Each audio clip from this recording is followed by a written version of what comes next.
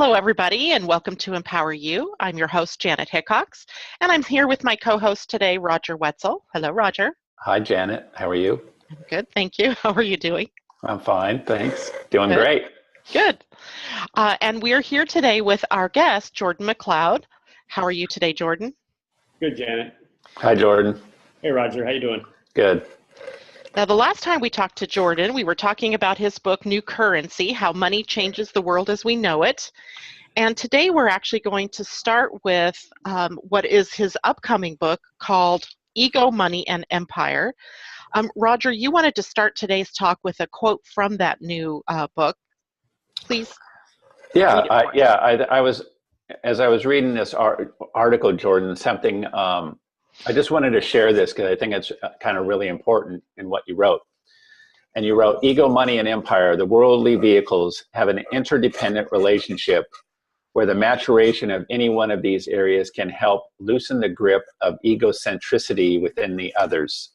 Egocentricity and narcissism translate into arbitrary power and self-gain at the expense of others and the whole. As such, they are the cause of the vast majority of human suffering and problems. The more they are dissolved and approached with non-attachment, the more ego, money, and empire decentralize, dematerialize, and transform into powerful powerful objective tools of the self.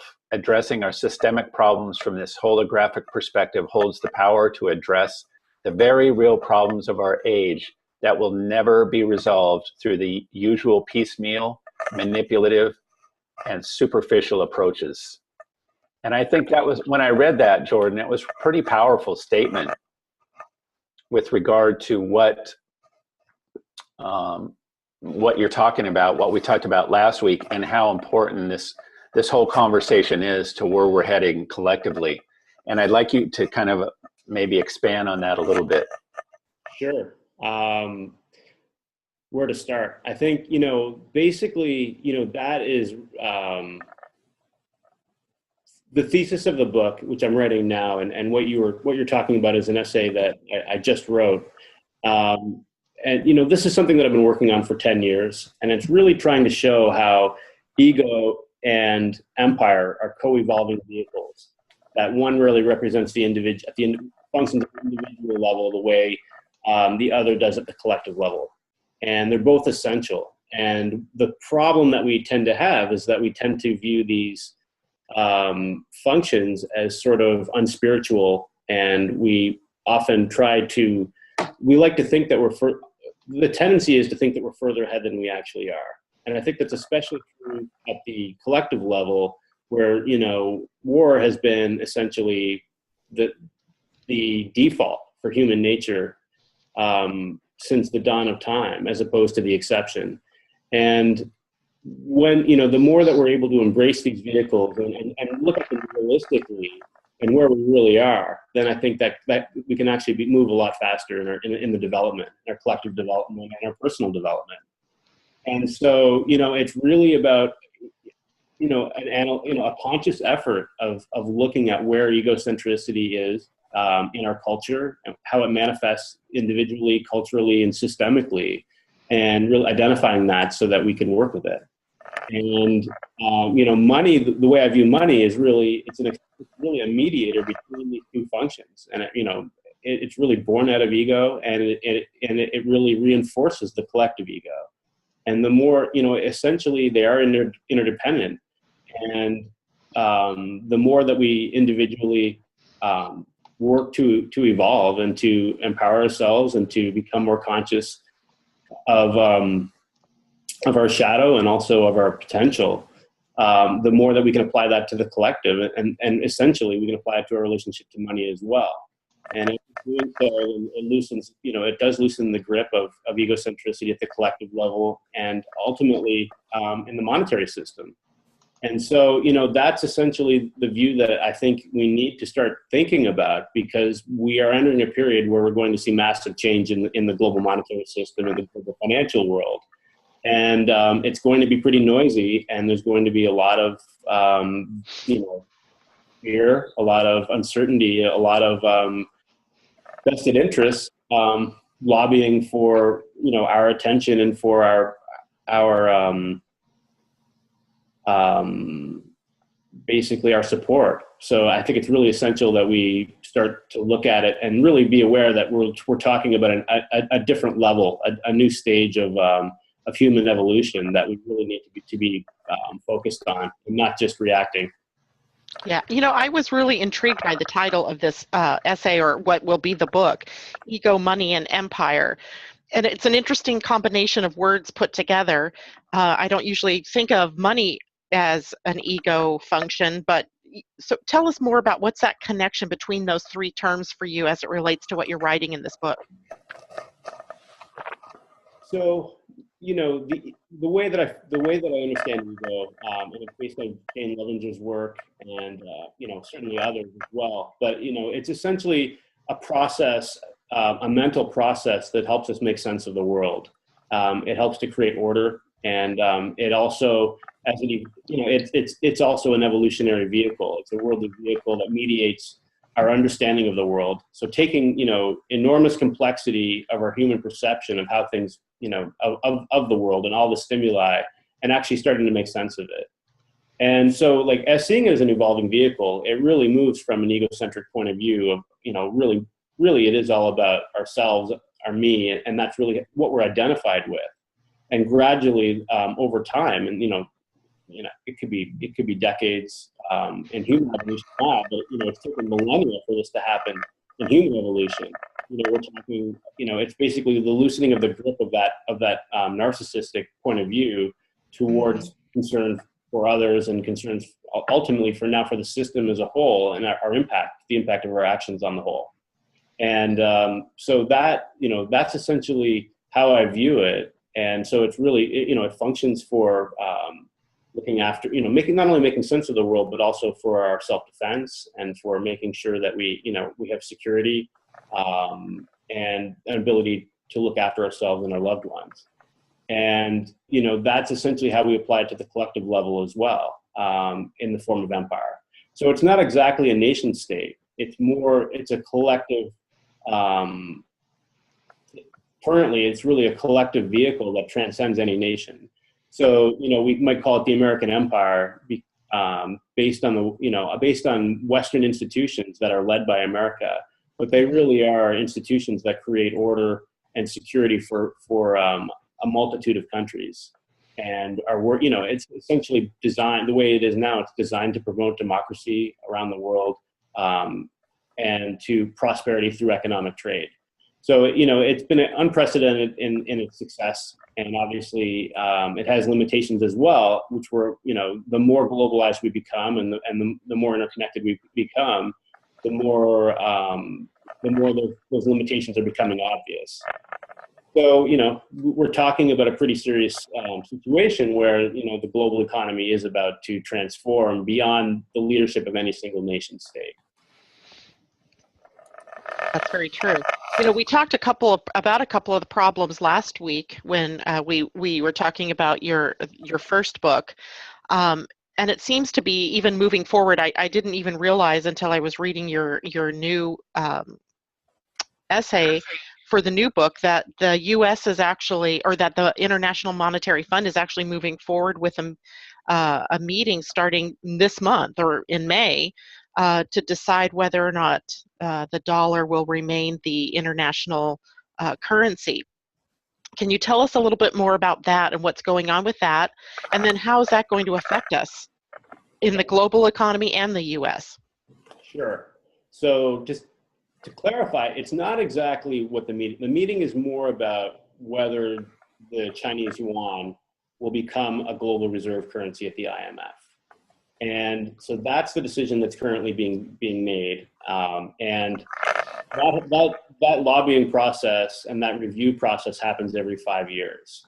So if you were to talk to, most experts or economists a couple of months ago, like literally even last month, they would have thought that was impossible to happen this year.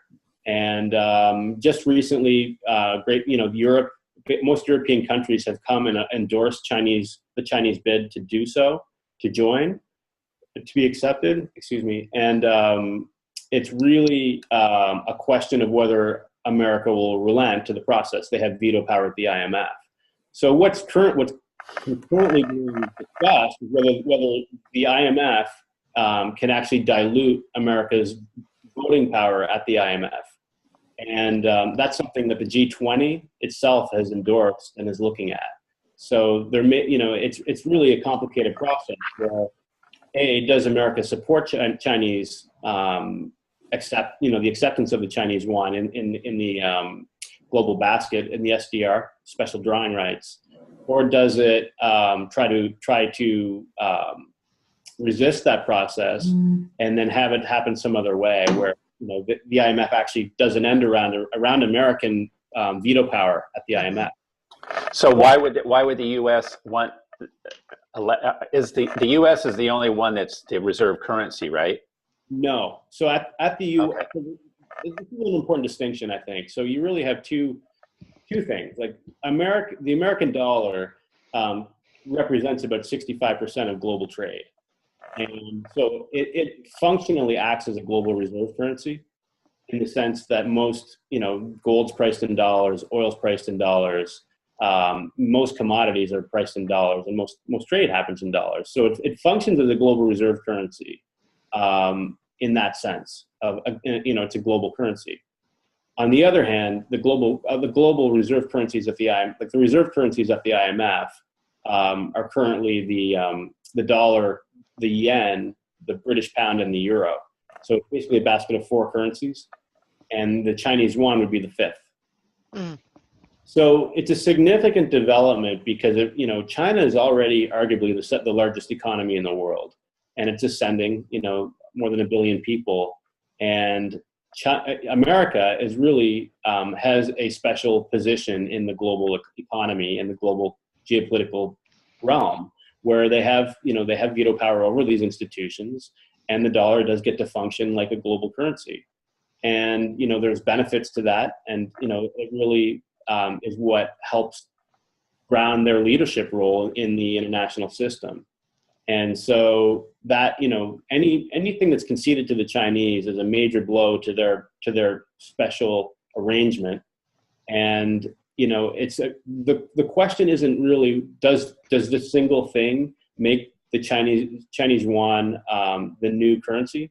And not exactly. What it is it's more of a really rapid erosion of power through multiple series of events, and this is a significant one. Other ones include the launch in September of of basically a Chinese interbank trading system that will compete with SWIFT. And SWIFT is something that all banks in the world use to exchange money, to trade money. And when China comes out with a competitor, the U.S. is going to lose a lot of leverage in their diplomacy because they're using this as a tool to basically threaten banks that don't cooperate with them in the fight against terrorism or tax evasion, and also they at a international level, for example, SWIFT just cut off Russian banks' ability to move money out of Crimea. So that's sort of in response to the increased aggression on the Russian side. So when you look at that, like half the world, when you look at the BRIC nations and the countries that are really working with the Chinese to create a new order, that certainly includes India and Russia, Brazil. You're talking about half the world, and that's a major. There's basically all of that trade that on this new system will happen in Chinese yuan as well. So it's conceivable that by September when this launches, yuan will be a global reserve currency at the IMF.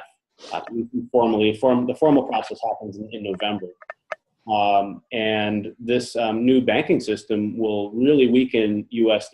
diplomatic.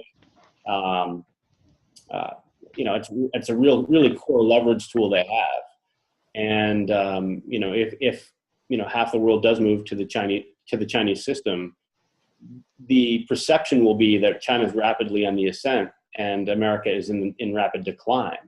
And that will instill significant concern over the future of the dollar and the ability of America to repay its debt, its financial obligation. It's no longer the currency. right now they're able to borrow in dollars and repay in dollars. So there's really no risk of going broke because you can always print more dollars to fund your liabilities. Right, right. But the minute that changes, where, whether that's to another national currency or to a basket of currencies, which I think is more likely, like I think what will actually happen is that people will lose confidence in the dollar and want to be repaid or do loans in the SDR, the special drawing rights basket that consists of these 4 or 5 currencies. And, when that happens, not only will the economic situation in America be precarious, but the geopolitical situation as well, and their ability to lead. And, they're obviously by far the strongest military force in the world. And when the financial aspect hits, the capacity to carry out those operations and to maintain geopolitical stability will be significantly weakened. So that, that impacts the Middle East, and, basically the ability to counter terrorism and threats against regional governments, and also in the East as well. So, Russia and their aggression basically all around them. So like all of those aspects, I think, we would expect to see much more instability, I guess, in the near term. It's kind of a disturbing picture, actually. I think so. I think that, I think in the, American leadership, in my view, is certainly a net benefit to the world. And the problem is they're really not leading right now. I think if you guys are familiar with the letter, I'm sure you are, the letter the Congress sent to Iran, I think that really symbolizes everything that's wrong right now with American leadership. It's exactly the same thing that's happening at the IMF. And, America, the administration actually led the negotiations to give the BRIC nations more power, and Congress refused to accept it. So that's what this is all about, is basically for 5 years, Congress has refused to adopt these reforms that really ensure American veto power and basically their leadership. And the fact that they've refused to do it has really emboldened the BRIC countries and even Europe with the frustration to just go and build these other alternative systems. So what's happening is that America isn't leading, and everybody else is just going on without them, and they're creating alternatives to being stuck with an ineffective Congress, basically. And so that that's all manifesting this year. It'll be interesting to see how this all plays out. I think one of my questions is what's so bad about, what's so bad about China's currency being one of the reserve currencies? I can already envision this, here in the US, we have an us against them perspective again in everything. And it's like, well, if this is going to be bad for the US, then screw those guys. And we're gonna stick to our guns, and we're not gonna relent. But shouldn't there needs to be some kind of common ground in this, I would imagine. Is that possible? It's definitely possible, and I think that's what everyone is working towards. And the problem, I think, is that that's not happening. We just don't see that happening. And I think the new Asian Infrastructure and Investment Bank, the AAIB, everybody's been talking about, and how Europe, how shocked America was when Europe and other allies went and they joined the Chinese bank, basically their development bank for the Asian region. And they were basically saying that there's no way you should join, talking to the UK, talking to Germany, talking to Australia, Japan, this bank, because China has veto power. And so it really is an us versus them mentality right now, where America is the superpower, and they're really hanging on to a unilateral status in the global economy and politically, and it's eroding pretty quickly. I think people like Henry, Kissinger, maybe 5, 6 years ago, maybe longer, he acknowledged that we're already in a multipolar world. And so that reality is really just starting now to sink into the financial system as well. Great. Well, I want to take a short break here, Jordan, and when we come back, let's talk about what the U.S. should do and how we can affect a favorable outcome. Okay? Sure. All right.